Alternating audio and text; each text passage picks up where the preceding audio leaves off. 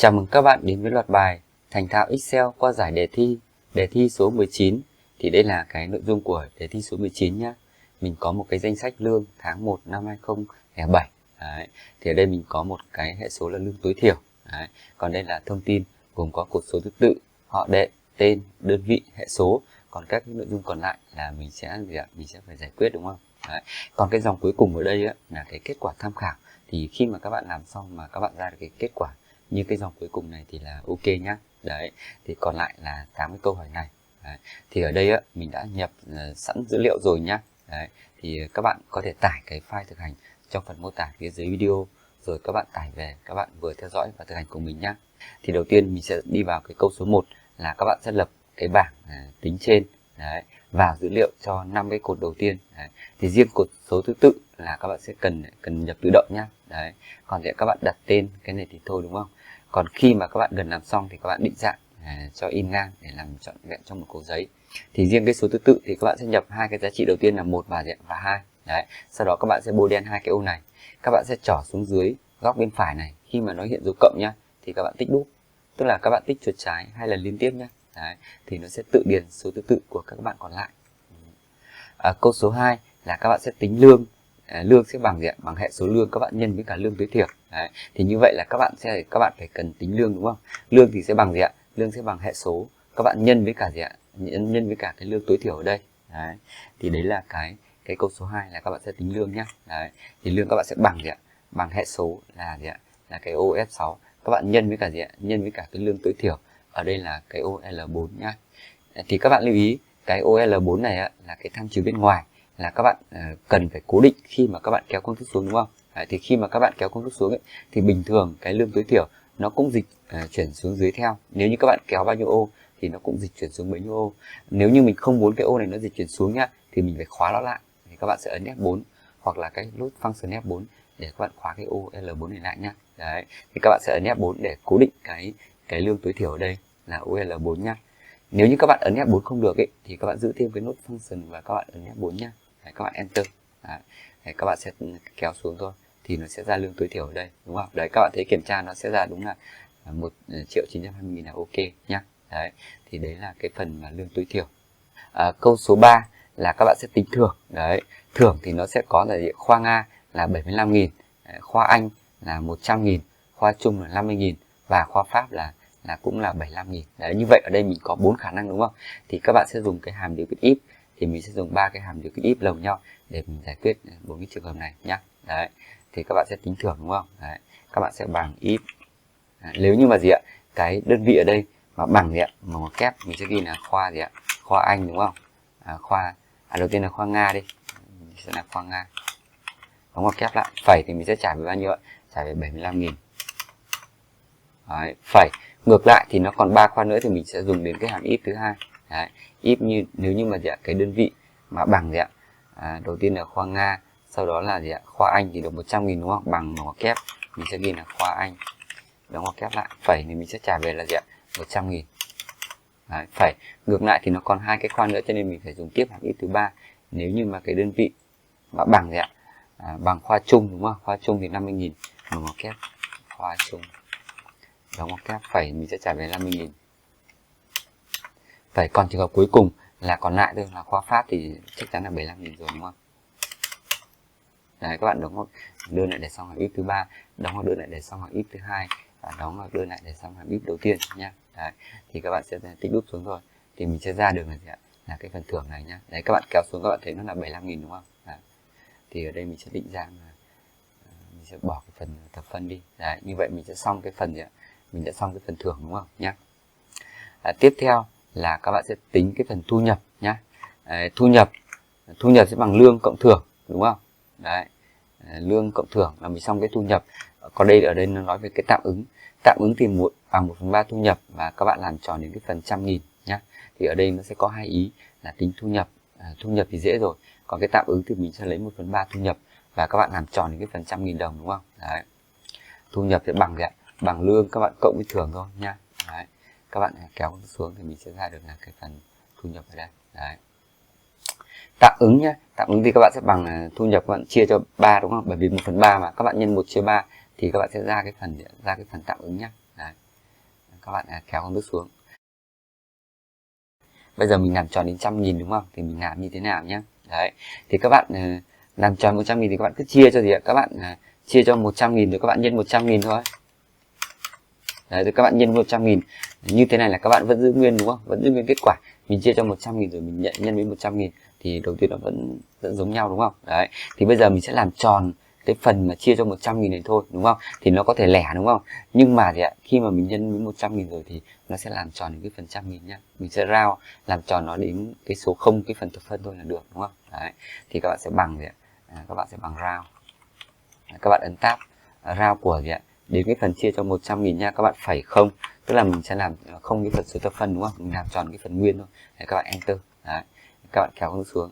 Đấy, thì nó sẽ bằng cái cuối bằng 700.000 là ok đúng không? Đấy, các bạn thấy không? Ở đây mình sẽ bỏ cái phần thập phân đi nhá. Đấy, như vậy là mình đã xong cái phần gì ạ? Mình xong cái phần tạm ứng đúng không? Đấy. Ok, tiếp theo là cái câu gì ạ? Tính thực lĩnh. Thực lĩnh thì bằng thu nhập các bạn trừ đi tạm ứng, nhưng mà các bạn làm tròn đến cái phần 1.000 đồng đúng không? Đấy, thực lĩnh đây các bạn trừ đi và làm tròn đến cái phần 1.000 nhé. Như vậy là mình sẽ làm tròn đến cái phần 1.000 đúng không nhá? Đấy, thực lĩnh thì các bạn sẽ bằng thôi, bằng cái phần thu nhập bạn trừ đi tạm ứng, cái phần mà các bạn đã lấy trước đây thì là tạm ứng đúng không? Đấy. Tuy nhiên cái tạm ứng này thì cái thực lĩnh này thì các bạn phải làm tròn đến phần 1.000 đúng không? Các bạn thấy nó dư cái phần 500 ở đây này. Đấy, thì để làm tròn đến phần 1.000 thì rất đơn giản thôi, các bạn đóng mở ngoặc cái mở ngoặc đơn và đóng ngoặc đơn cái biểu thức này. Đấy, các bạn sẽ chia cho gì ạ? Chia cho 1.000 rồi các bạn lại nhân với 1.000 để nó giữ nguyên đã. Sau đó là mình làm tròn đến cái phần chia cho 1.000 thôi, mình sẽ bằng round. Đấy, ra của gì ạ? Các bạn thêm một cái mở ngoặc nữa nhá. Đấy, mở ngoặc của gì ạ? Sau cái phần chia cho 1.000 các bạn phẩy không nhá. Đấy, thì mình sẽ được cái phần thực lĩnh ở đây. Đấy, các bạn kéo xuống thì nó sẽ mất cái phần lẻ là 500 đồng đúng không? Đấy, các bạn thấy không? Rất là hay nhá. Thì đấy là xong cái phần thực lĩnh là cái câu số 5. Bây giờ các bạn sẽ tính kỳ 1 này. Kỳ 1 sẽ bằng 2/3 thực lĩnh và làm tròn đến phần đồng. Đấy, bây giờ kỳ 1, thực ra cái phần đồng ở đây thì nói không rõ ý lắm, nhưng mà các bạn nhìn vào cái phần kỳ 1 ở đây thì nó làm tròn đến cái phần 1.000 đúng không nhá? Đấy, phần 1.000. Thực lĩnh thì các bạn kỳ 1 sẽ bằng 2/3, 2/3 của thực lĩnh đúng không? Đấy, các bạn sẽ bằng gì ạ? Các bạn sẽ bằng cái thực lĩnh này các bạn nhân với cả gì 2, các bạn chia cho 3. Đấy, thì các bạn sẽ ra được cái thực lĩnh kỳ 1 đúng không? Đấy, các bạn kéo xuống. Đấy, bây giờ các bạn thấy không? Bây giờ nó làm tròn cái phần 1.000 ở đây thì các bạn cũng chia cho 1.000 rồi nhân 1.000 thôi. Các bạn lại chia tiếp cho 1.000. Rồi các bạn lại nhân 1.000 đúng không? Đấy, để nó giữ nguyên. Sau đó các bạn làm tròn đến cái phần gì ạ? Các bạn dùng cái hàm round để các bạn ấn thêm cái mở ngoặc đơn nhá. Đấy. Sau cái phần chia cho mình các bạn phẩy không là mình làm tròn không cái số thập phân đúng không? Đấy, các bạn enter. Đấy. Đấy, các bạn thừa một cái mở ngoặc đơn rồi nhá. Đấy, các bạn tích đúp xuống. Đấy, nó sẽ ra cái phần kỳ 1 đúng không? Đấy. Thế còn cái kỳ 2 thì bằng thực lĩnh các bạn trừ đi kỳ 1 thôi. Các bạn sẽ bằng thực lĩnh, các bạn trừ đi gì? Kỳ 1 nhé. Thì nó sẽ ra kỳ 2. Đấy. Các bạn kéo xuống thì cuối cùng nó sẽ là 432.000. Đấy, các bạn thấy không? Rất là ok. Đấy. Thì như vậy là mình đã làm xong đến câu số 5 nhé. Bây giờ câu số 6 là đưa lên màn hình những cái người mà thuộc hai khoa là khoa Nga và gì ạ? Và khoa Anh đúng không? Thì cái này là tính năng filter thôi. Bây giờ các bạn sẽ bôi đen cái vùng dữ liệu nhé. Các bạn bôi đen cái vùng dữ liệu. Đấy, các bạn vào data, các bạn vào thẻ data, các bạn chọn filter. Đấy, thì đề bài yêu cầu là lọc cái phần gì ạ? Về phần khoa Anh và khoa Nga đúng không? Đấy, khoa Nga và khoa Anh. Thì cái phần đơn vị ở đây các bạn sẽ chọn để các bạn chọn khoa Nga và khoa Anh. Các bạn bấm ok. Như vậy mình sẽ được cái danh sách khoa Nga và khoa Anh đúng không? Các bạn copy. Đấy. Thì đề bài nó nói là đưa lên màn hình thì mình không hiểu là đưa lên đâu ấy. Thì mình sẽ tạo ra một cái sheet mới chẳng hạn nhé. Đấy, các bạn ví dụ mình paste ra đây thì mình sẽ được cái dữ liệu này đúng không? Bây giờ các bạn sẽ nháy thêm chuột phải, các bạn chọn paste cancel và các bạn sẽ chọn cái column width, tức là mình sẽ giữ nguyên cái độ rộng cột nhá. Đấy, thì như vậy mình sẽ được cái gì ạ? Mình sẽ được dữ liệu của khoa Anh và khoa Nga nhá. Đấy, lúc này các bạn thích thì các bạn có thể đánh lại số thứ tự cho nó đẹp nhá. 1 và 2 các bạn tích đúp xuống thôi thì tự động điền xuống đúng không? Đấy, thì đấy là cái câu mà các bạn đưa lên màn hình nhá. Câu số 7 là các bạn sắp xếp bảng lương cùng một lúc theo đơn vị. A tức là tăng dần và nó theo thu nhập là giảm dần, D là giảm dần. Tức là đây là sắp xếp đồng thời theo đơn vị và theo thu nhập đúng không? Đơn vị thì tăng dần và thu nhập thì giảm dần. Bây giờ các bạn vào data, các bạn clear bỏ cái phần filter đã nhá. Đấy, bây giờ mình lại bôi đen lại này. Đấy, các bạn vào data, các bạn vào cái phần sort này. Sort ở đây là sort đồng thời đúng không? Hoặc là các bạn nháy chuột phải, các bạn chọn sort và các bạn chọn là custom thì hai cái này là như nhau nhé. Đấy, các bạn chọn các tần sort cũng được. Đấy.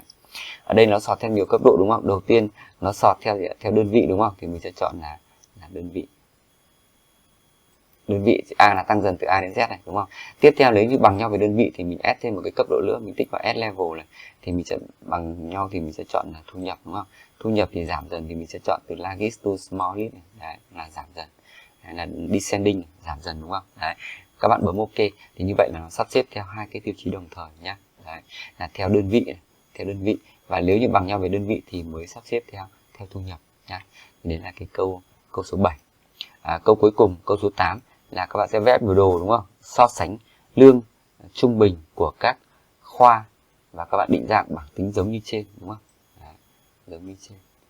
Đấy. Thì ở đây là các bạn mình cũng chỉ có cái đề ở đây thôi, thực ra thì giống như trên thì mình không có cái đề đầy đủ thì mình chỉ viết như này thôi nhá. Thì bây giờ các bạn sẽ định dạng bảng tính. Cái này mình sẽ có thể làm hai cách, là các bạn sẽ dùng bằng pivot table hoặc là gì ạ? Các bạn làm bằng người hàm bình thường thôi. Đầu tiên mình phải lấy danh sách các khoa đúng không? Các bạn copy cái cột đơn vị nhá. Đấy. Ở đây mình sẽ copy, các bạn bổ hết, các bạn Ctrl C. Đấy. Bây giờ ví dụ mình paste ra đây đi, các bạn Ctrl V ra đây nhá. Đấy. Các bạn đừng viết cạnh cái vùng dữ liệu nhé, các bạn xuống dưới một dòng cũng được, các bạn vào data, các bạn chọn remove duplicate nhé. Đấy, các bạn bấm OK. Như vậy mình sẽ được danh sách 4 khoa còn lại rồi đúng không? Đấy. Thì đề bài là gì ạ? Vẽ biểu đồ so sánh lương trung bình đúng không? Thì mình sẽ chọn cái phần ở đây là lương. Lương thì là lương đây, các bạn Ctrl C, các bạn Ctrl V vào đây. Đấy. Bây giờ để tính lương trung bình mà theo khoa thì mình sẽ dùng cái hàm trung bình có điều kiện đúng không? Là average này, if đúng không? Mình sẽ phải là if nữa. Đấy. If hoặc if đều được nhá. Ở đây là trung bình có một điều kiện thôi, thì mình cứ if cũng được. Đầu tiên là vùng các bạn cần tính trung bình đúng không? Là các bạn chọn cái cột lương này này. Các bạn ấn F4 để cố định nhá. Để khi mình kéo xuống thì nó không bị dịch đúng không? Phẩy. Tiếp theo là vùng điều kiện đúng không? Thì mình điều kiện theo khoa, như vậy vùng điều kiện sẽ là cột đơn vị. Các bạn F4 để cố định. Phẩy theo gì? Theo khoa ở đây đúng không? Các bạn enter. Đấy. Thì các bạn tích đúp xuống thì mình sẽ được cái dữ liệu lương trung bình của các khoa nhá. Đấy. Thì các bạn vào home, các bạn chọn format enter và mình sẽ định dạng cho nó giống như cái phần dữ liệu ở kia nhé. Đấy. Như vậy là mình đã xong cái phần dữ liệu. Bây giờ các bạn vẽ biểu đồ thôi, các bạn bôi đen cái phần vẽ này. Thì đề bài không nói là vẽ hình cột hay vẽ hình gì thì các bạn chọn cái biểu đồ là các bạn thích thôi nhé. Đấy. Ví dụ đây mình chọn hình cột đi. Đấy. Các bạn chọn cái biểu đồ hình gì cũng được nhé. Các bạn có thể chọn 2D hoặc 3D thì tùy các bạn nhé. Đấy. Thì nó có rất là nhiều loại biểu đồ khác nhau, thì mình sẽ chọn hình cột bình thường thôi. Đấy. Thì mình sẽ được cái lương đúng không? Đây là ví dụ là lương trung bình. Đây là cái tiêu đề đúng không? Lương trung bình theo khoa đúng không? Đấy, theo khoa. Đấy. Cái phần view này các bạn thích các bạn xóa đi. Thì cái này là liên quan đến căn chỉnh thôi. Thì các bạn căn chỉnh làm sao cho nó đẹp là được nhá. Ví dụ mình hiện cái data label này. Data label thì đây mình để trên cũng được, để tùy các bạn nhé. Đấy. Các bạn nhớ chuột phải vào cái cột này, các bạn chọn format data này. Mình sẽ co cái gáp lại cho cái cột nó rộng ra, nhìn đẹp hơn một chút nhé. Đấy. Đấy. Như vậy mình được cái nếu như ví dụ các bạn không thích cái biểu đồ màu này, các bạn nhấn chuột phải rồi mình chọn fill màu khác nhé. Đấy, các bạn thích màu gì các bạn chọn nhé, không nhất thiết phải là chọn cái biểu đồ mặc định màu xanh. Để ví dụ mình chọn màu xanh để xanh lá cây đi nhá. Đấy, các bạn thích màu gì thì các bạn chọn thôi đúng không? Đấy. Ở đây mình có thể nhấn chuột phải, mình format chart error, mình format border nhé. Ví dụ mình thích border màu cam chẳng hạn, độ dày mình tăng lên. Đấy. Mình sẽ bo góc lại. Đấy. Thì như vậy là các bạn sẽ xong cái phần này. Các bạn có thể xóa cái trục dữ liệu này đi, bởi vì mình đã có cái label này rồi. Đấy. Thì mình sẽ được này lương trung bình theo các khoa nhá. Đấy thì là mình sẽ vẽ biểu đồ hình cột chẳng hạn nhá. Cách thứ hai, mình vẽ bằng pivot table thì mình làm như thế nào nhá. Đấy. Bây giờ mình sẽ bôi đen cái vùng dữ liệu này. Các bạn bôi đen hết, các bạn vào insert, mình sẽ chọn pivot table. Đấy. Bây giờ ví dụ mình pivot table ra luôn cái sheet này đi. Đấy, thì trong cái phần location mình sẽ pivot table ra cái ô bên cạnh này là ô F17 chẳng hạn nhé. Ở dưới cái dòng dữ liệu một dòng này. OK này. Đấy. Bây giờ mình sẽ kéo dữ liệu là cột đơn vị vào đây và mình sẽ kéo cái phần lương đúng không? Lương và value. Đấy. Tuy nhiên cái lương ở đây mình sẽ nháy chuột phải vào cái phần lương này, mình sẽ chọn là gì ạ? Mình sẽ chọn là average là tính trung bình đúng không? Đấy. Thì như vậy là các bạn đã được hai cái dữ liệu này là giống nhau đúng không? Đấy. Thì các bạn thích thì mình có thể cho nó cùng định dạng, mình format filter và mình sẽ áp cho cái phần này thôi nhá. Đấy. Thì như vậy mình đã được, đây là mình sẽ có thể ghi là đơn vị hoặc là khoa đúng không? Đơn vị. Đây là gì? Lương trung bình. Đấy, lương trung bình. Đấy. Thì như vậy mình sẽ được cái dữ liệu là gì ạ? Là giống như với cả các bạn dùng hàm bình thường rồi đúng không? Nó giống rồi. Đấy. Thì bây giờ các bạn vẽ biểu đồ rồi, các bạn tích vào cái vùng dữ liệu pivot table này, thì trong cái phần pivot table align mình sẽ chọn pivot chart nhé. Đấy. Thì các bạn có thể chọn hình cột để giống như cái phần trên, hoặc ví dụ mình thích cái pie chart thì mình chọn pie chart, đúng không? Đấy. Thì các bạn chọn cái biểu đồ gì thì tùy quan điểm của mỗi người để các bạn chọn nhé. Đấy. Thì các bạn có thể tham khảo thêm về cái cách mà vẽ biểu đồ trên kênh của mình nhé. Đây ví dụ mình sẽ ghi là lương trung bình của các khoa nhé. Đấy là tiêu đề thôi, của các đơn vị nhé. Đấy. Thì ở đây mình sẽ add thêm cái phần data label, các bạn tích vào label, các bạn format data label. Đấy. Thì các bạn có thể chọn percentage để hiện phần trăm, category name. Đấy. Và các bạn sẽ chọn những ngăn cách nhau bằng cái dấu xuống dòng. Đấy. Thì các bạn sẽ được cái biểu đồ như thế này nhé. Đấy. Thì nó có khu vực, nó có cả phần trăm nhé. Thì khi mà các bạn vẽ bằng pie chart ấy, thì nó có một cái rất hay là nó có thể hiện cái tỷ trọng phần trăm, các bạn thấy không? Bao nhiêu phần trăm là chiếm bao nhiêu phần trăm. Thì các bạn biết vào đây, các bạn biết được là cái nào lớn nhất. Ví dụ ở đây các bạn thấy khoa Nga lớn nhất là 28%, đúng không? Tiếp theo là khoa Pháp 25%, khoa Trung 24%, và thấp nhất là khoa Anh thì có 23%. Đấy, thì đấy là lương trung bình của các khoa, đúng không? Các bạn nhảy chuột phải, mình có thể format chart area. Đấy. Các bạn sẽ căn chỉnh border nhé. Ok, thì đấy là cái phần câu số 8 là vẽ biểu đồ, đúng không? Đấy. Tuy nhiên mình còn câu số 1 là các bạn căn chỉnh để in theo hàng ngang nhé. Đấy, thì mình sẽ căn chỉnh như thế nào nhé. Đấy. Thì các bạn bôi đen cái vùng mình cần căn chỉnh này, đúng không? Căn chỉnh này. Đấy. Thì các bạn sẽ bấm thì các bạn sẽ vào file, các bạn chọn print nhé. Hoặc các bạn print preview cũng được nhé. Đấy, ở đây các bạn thấy nó căn chỉnh, đúng không? Mình có thể in theo thì mình sẽ căn làm theo hàng ngang. Thì ở đây cái chiều mình có thể theo chiều ngang. Đấy các bạn thấy không? Thì nó gần được vào một biểu đồ rồi. Thì các bạn căn chỉnh làm sao để nó vào cùng một biểu đồ là được nhé. Đấy. Bây giờ mình có thể, hoặc là các bạn chọn vào cái page layout này, các bạn xoay cái cổ giấy này, cái orange đây mình đang để hàng ngang rồi, đúng không? Mình để hàng ngang rồi. Thì các bạn có thể kéo vào đây. Mình có thể kéo hai cái biểu đồ này cũng được nhé, để cho nó cùng một cái dữ liệu nhé, các bạn nhìn cho nó đẹp, đúng không?